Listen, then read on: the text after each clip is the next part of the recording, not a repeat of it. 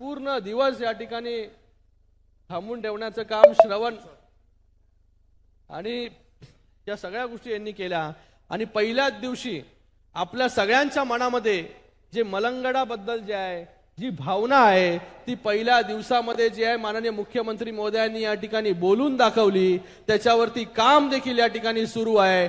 आणि आपल्याला जे आहे येणाऱ्या काळामध्ये आपल्या मनामधली जी सगळी इच्छा आहे आकांक्षा आहे ती इच्छा या ठिकाणी पूर्ण होईल। कारण की या ठिकाणी मी एक खात्रीलायक सांगू शकतो, आपल्याला मी उदाहरण देऊ इच्छितो की अफजल खानाचा कोतळा जो आहे हा या महाराष्ट्रामध्ये 2 वेळा निघाला।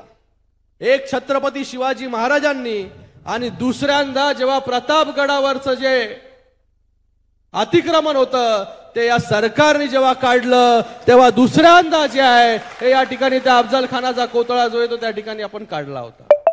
तर मला वाटतं हे जे काम जे आहे हे धर्माचं काम आहे, धर्माला पुढे घेऊन जाण्याचं आपण काम करतोय।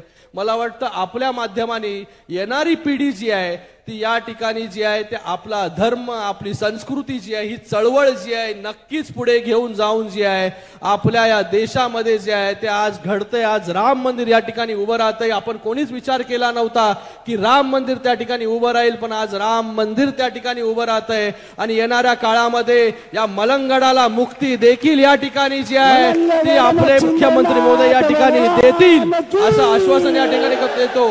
पुन्हा एकदा सगळ्यांचं खूप खूप धन्यवाद मी या ठिकाणी व्यक्त करतो। आणि या ठिकाणी श्री मलंग महर्षी एबीपी माझा, उघडा डोळे बघा नीट।